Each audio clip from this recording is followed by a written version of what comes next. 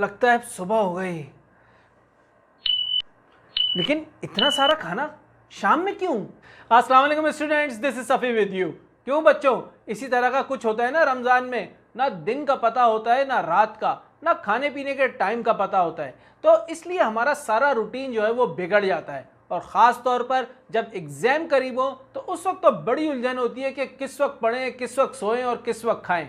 तो इसके लिए आज मैं आपको कुछ टेक्निक्स बता रहा हूं जो कि अगर आप अपने ऊपर अप्लाई करेंगे तो रमज़ान के महीने में आप ज़्यादा प्रोडक्टिविटी हासिल कर सकेंगे, ज़्यादा से ज़्यादा तैयारी कर सकेंगे और इंशाल्लाह अच्छी तरह एग्ज़ाम की तैयारी कर सकेंगे।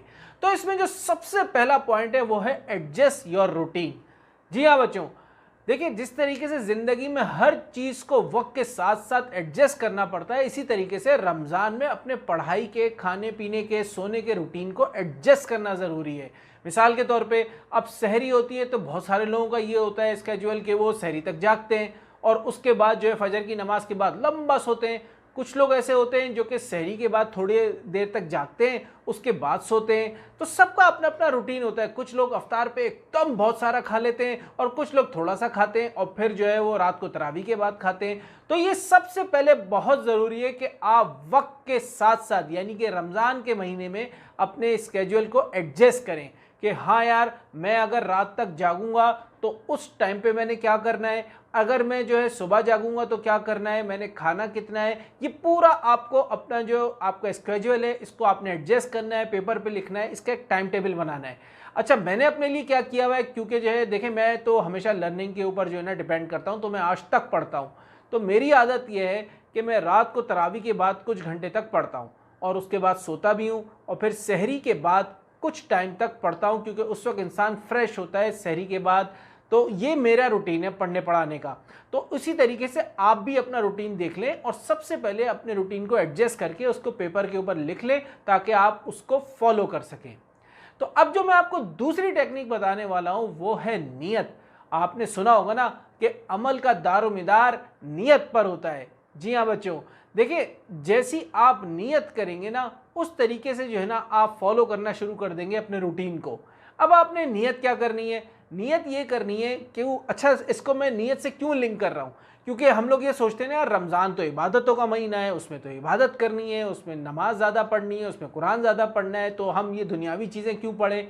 तो अब आपने अपनी नियत ये बनानी है कि मैं ये जो दुनियावी चीज़ें हासिल कर रहा हूँ, इसको पढ़ रहा हूँ, इसको पढ़ने के बाद मैं हलाल रिस्क कमाऊंगा, अपने माँ बाप की, बहन भाई की, घर वालों की और गरीबों की सबकी मदद करूंगा और मुआशरे में एक अच्छा इंसान बनूंगा। तो जब आप ये नियत कर लेंगे तो इस नियत के बदले में आपका ये काम भी सवाब बन जाएगा और आपका दुनिया का भी फ़ायदा होगा और आपकी आखिरत का भी फ़ायदा होगा।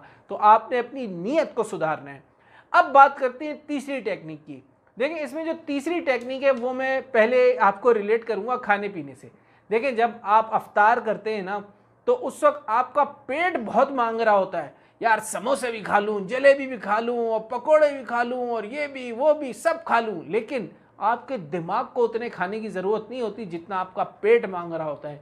तो आप अपने दिमाग से चलें, थोड़ा खाएं। वो इसलिए क्योंकि जब आप थोड़ा खाएंगे तो आपके पास पढ़ने की जो है ना आपके पास एनर्जी आ चुकी होगी और आपके रूटीन में सही पढ़ाई हो जाएगी। फिर उसके बाद आप बाद में फिर और खा लें। तो ब्रेक्स में खाएं ताकि जो है ना बहुत ज़्यादा जो है ना आपको वो एसिडिटी भी ना हो जाए और आपको प्रॉब्लम्स ना हो जाए। तो खाने को ब्रेक्स में थोड़ा थोड़ा करके खाएं। अब इसके बाद जो मैं आपको टेक्निक बता रहा हूँ वो भी इससे रिलेटेड है, वो है ज़्यादा से ज़्यादा पानी पीना है आपने। क्योंकि जो है देखें जब डिहाइड्रेशन हो जाती है ना तो उसकी वजह से सर का दर्द होता है और सर का दर्द होता है तो इंसान पढ़ नहीं पाता रमज़ान में। ये बहुत सारे लोगों के साथ प्रॉब्लम होती है।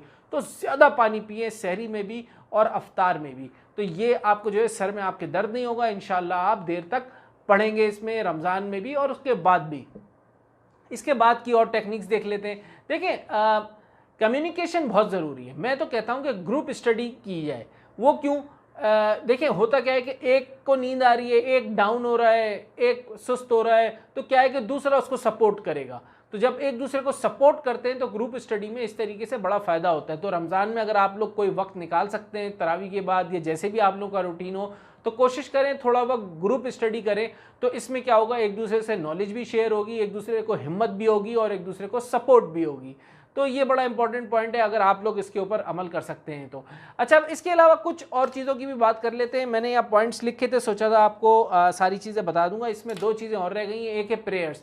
होता क्या है कि देखिए, पढ़ाई के दरमियान ब्रेक लेना बहुत ज़रूरी होता है। लोग समझते हैं कि यार मैं ब्रेक लूँगा तो शर्मिंदगी फील होगी कि यार एग्ज़ाम करीब है और मैं ब्रेक ले रहा हूँ। नहीं, ब्रेक लेना बहुत ज़रूरी होता है। उससे प्रोडक्टिविटी बढ़ती है, उससे बहुत फ़ायदा होता है, दिमाग और अच्छा चलता है।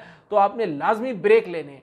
अब इस ब्रेक को लेने के लिए आप बेहतरीन चीज़ क्या कर सकते हैं, अगर आप ब्रेक लें और उसमें इबादत कर लें तो और समझ लें कि सोने पे सुहागा हो जाएगा, क्योंकि आपको आपकी इबादत भी हो जाएगी और इबादत करने से सुकून मिलता है, पीस आता है आपकी लाइफ में। एक चाइना की रिसर्च थी, उसमें ये था कि जब इंसान अपना सर ज़मीन पे रखता है तो खून आ जाता है दिमाग में और ज़्यादा तेज़ चलता है। तो इसी तरीके से जब आप नमाज़ पढ़ते हैं, सिजदा करते हैं, तो आपका खून जो है वो दिमाग की तरफ आता है और दिमाग ज़्यादा अच्छा चलना शुरू हो जाता है। तो ब्रेक्स लें और ब्रेक्स में जो है आप इबादत करें। तो इसमें अब जो सबसे आखिरी पॉइंट है वो है सबसे इंपॉर्टेंट, वो है डिसिप्लिन। जी हाँ बच्चों, जिसकी ज़िंदगी में डिसिप्लिन नहीं होता उसकी ज़िंदगी में अच्छी हैबिट्स भी नहीं आ पाती। डिसिप्लिन समझ लें कि आपकी थॉट्स और आपकी अकॉम्प्लिशमेंट, आपकी इंस्पिरेशन और आपकी अचीवमेंट और आपकी नेसेसिटीज़ और आपकी प्रोडक्टिविटी, इन सब के दरमियान जो गैप है ना, इसको ब्रिज करता है डिसिप्लिन। अगर आपकी ज़िंदगी में डिसिप्लिन होगा, चाहे वो रमज़ान के महीने का हो या उसके बाद का हो, तो ज़िंदगी की हर चीज़ आपके लिए आसान हो जाएगी। अगर आप चाहें तो पढ़ाई से रिलेटेड बहुत सारी मेरी वीडियोस इल्म की दुनिया के प्लेटफॉर्म पर मौजूद हैं, आप चाहें तो वो सारी भी देख सकते हैं, तो उससे भी इंशाल्लाह आपको फ़ायदा होगा। आपका दोस्त सफ़ी, अस्सलाम वालेकुम।